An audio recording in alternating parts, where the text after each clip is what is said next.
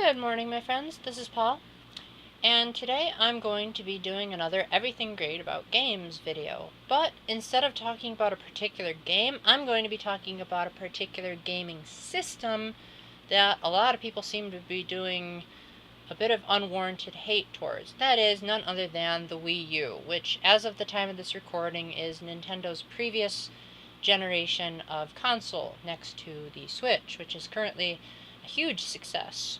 Now, just like my Everything Great About Skyward Sword video, this is going to be focusing exclusively on the positives that the Wii U and its games had to offer. If there's anything I don't like about the system or its games, I simply won't mention it in this video. So without further ado, I compiled 15 great things that I love about the Wii U and its games. So let's get started. Number 1 is off TV play. I really like the ability for a lot of Wii U games to be able to just play it on the gamepad and lay down on the couch and not even have to worry about the TV. If my dad says, hey, I want to watch sports, I'll be like, no problem, just tap a button on the gamepad and I'm good to go from there. It especially is great in Super Smash Bros. For Wii U when I want to listen to good music without having to hook up the internet. So I just pop in Smash for Wii U, got 494 songs to choose from, can plug in my headphones into the jack on the gamepad, and I got myself a, albeit bulky, iPod. I can't think of any other Nintendo console that's been able to pull that off as well as the Wii U as of yet. Number 2 is built-in amiibo support. Now, toys for video games are not exactly a novel concept that Nintendo came up with, but to my knowledge, they are the first video gaming company that built it into their system. The Wii U has an NFC reader, for those of you that don't know, that stands for Near Field Communication. And while they eventually built it into the new 3DS, and then later had an NFC reader for the 3DS, the Wii U, and especially Smash Bros., really came up with the concept. In fact, I have the 3 rarest amiibos in existence right in the palm of my hands. Forgive me if I elicit jealousy from anyone. I'm just a Fire Emblem and Xenoblade nerd. But anyway, what's really cool about these is the amount of detail that they're put into it. Like, you can see individual fibers of Shulk's hair, then you've got individual spikes on his knees, and then especially with Ike, you've got like little details on his sword. And then even if you look on his cape, you can see the House of Crimea logo, and these things are just absolutely marvelous. Number 3 is the TV button. Now I know that's one thing that the critics really love to poke fun at, but I really like it if I'm feeling particularly lazy. If I don't feel like turning on the TV for a Wii U game that actually needs the TV, I can just click the button on the gamepad, turn up or down the volume, change the channels. Heck, sometimes I do that even when I'm not playing a Wii U game and I want to just watch regular TV, which is hardly ever, but in the rare times when I do, it's super handy. Number 4 would be the menu. When I first turned on the Wii, I was just like, oh my gosh, this is such a new, type of menu. It just absolutely blew my mind, the type of sound effects they used and the HD crispness, and seeing all these thousands of Miis, just crowding around saying, I've been playing this, and look what I've seen in this game, and it just felt like you were at an anime convention in your living room. And since I'm not a huge fan of crowds by any means, that was quite a cool little addition. I forgot to mention this before, but I guess that's an additional 4.5 in my list of 15 things, is I really liked the streaming services the Wii U had to offer, like Hulu, YouTube, and Netflix. They all worked extremely well, and watching some of my favorite shows and videos in HD was just a sight to behold. Number 4 is the Blu-ray discs. Now, the Wii U did not have a Blu-ray player, but seeing as I don't own any Blu-ray DVDs, that didn't bother me. What was great, though, is that the discs were designed as though they were Blu-ray discs, with little, smooth edges on the sides of the discs so that you couldn't potentially use them as a knife sharpener, like you do with every other type of disc. They felt great, and they slid into the Wii U very nicely, and only once or twice have I ever had issues with the disc being read, and that's only because the person buying the disc bought it used. So that's not exactly a fault of the Wii U, it's more a fault of the retailer that sold it to me. Number 6, spectacular first-party games. If people are going to say one nice thing about the Wii U, it's that when Nintendo pumped out their own handmade game, it was a priceless gaming experience. Breath of the Wild alone should have taken up the spot, but there are other good games on the Wii U too, like Super Mario 3D World, New Super Mario Bros. U, Super Smash Bros., Mario Kart 8, just to name a few. I wish I could say more about them, but I really want to focus on the Wii U itself in this video, so just watch my reviews if you want to see my opinions on most of those games. Number 7 is the Virtual Console. Again, not exactly a novel concept, as the Virtual Console's been around, believe it or not, as early as the Game Boy Advance with their classic NES series of cartridges.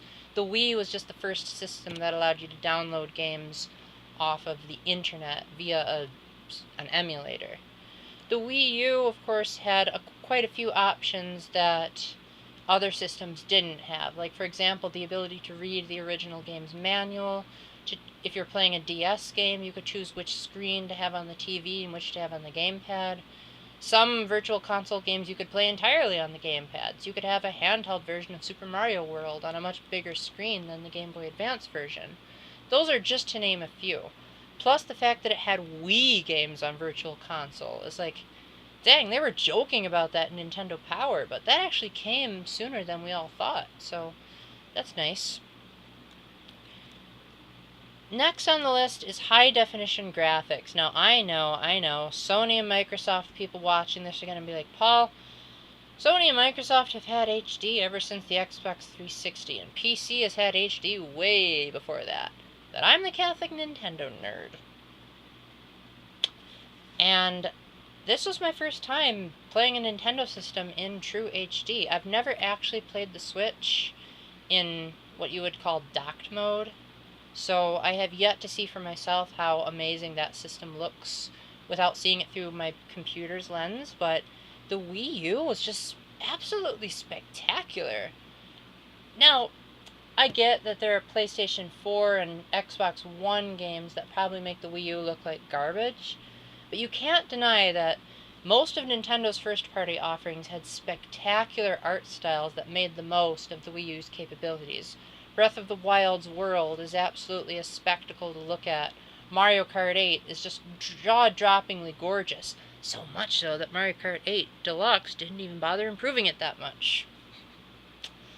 And then there's Super Smash Bros., but I don't want to keep relying on that overly. Number 9 is 3DS connectivity. So what was I saying about Smash?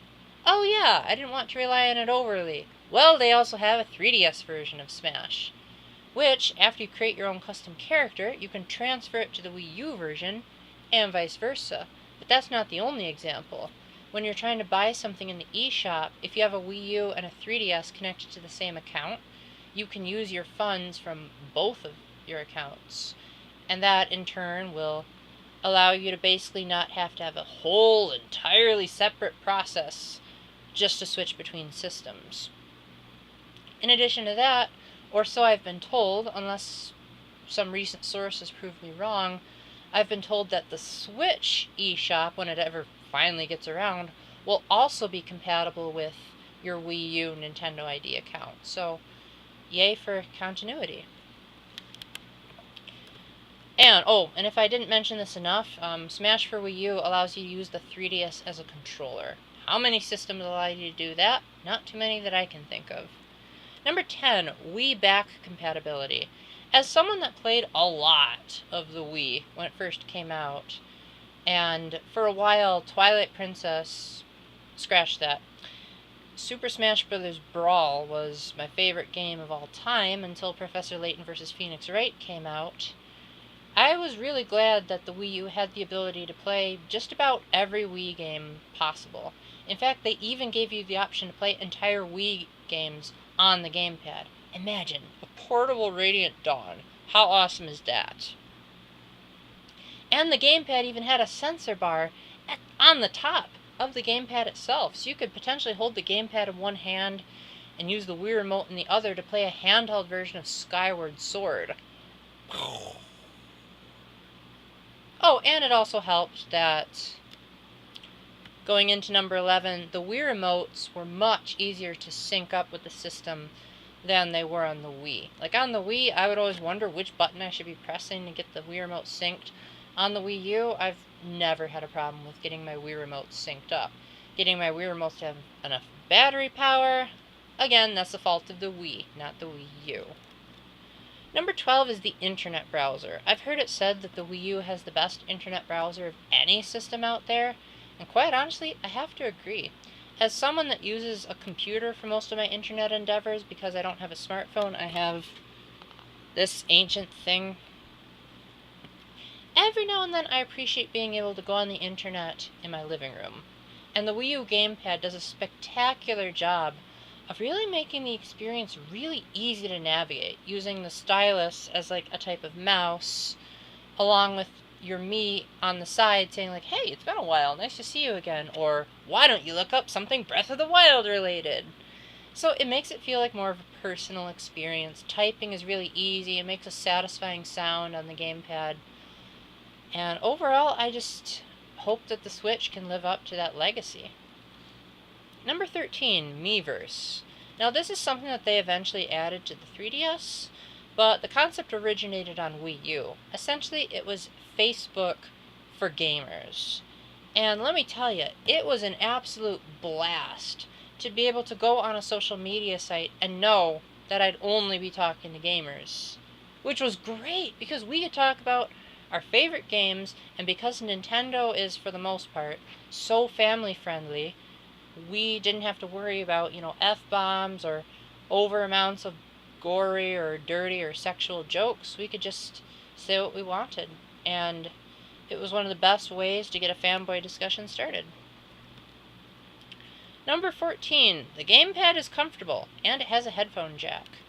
I really liked the overall feel of the gamepad, the way that they had the little, I don't really know how to say it, I guess the bumps on the back of it really made these fingers feel really comfortable, and then the ZL and ZR buttons were magnificently placed, especially if you play Breath of the Wild. Have I mentioned that game too much, perhaps? I also really liked the way that the two sticks handled. Camera control in the Zelda games on the Wii U has never felt more natural, and even the face buttons work really well for what they're supposed to do. Especially Breath of the Wild, if I haven't mentioned that enough. And in games like Smash, where they have incredible soundtracks, you can just pop in some headphones and listen to it as though you're listening to an iPod. Number 15, which is the last item on my list, is DLC and patches. Again, not a novel concept, but games like Super Smash Bros., Hyrule Warriors, Mario Kart 8 did a phenomenal job of pumping out a good amount of DLC, constantly fixing the games if there were bugs. And hey, even though a lot of people are saying the Wii U is dead, we still have the expansion pack in Breath of the Wild to look forward to. So, seeing as Nintendo just showed it off, those of us that are still in the Wii U era and aren't ready to move on to the Switch still have more of a great game to look forward to. Anyway, thank you very much for listening. If there's anything else you'd like me to do an Everything Great About video on, let me know. And until the next time, keep the faith, stay epic, and God bless.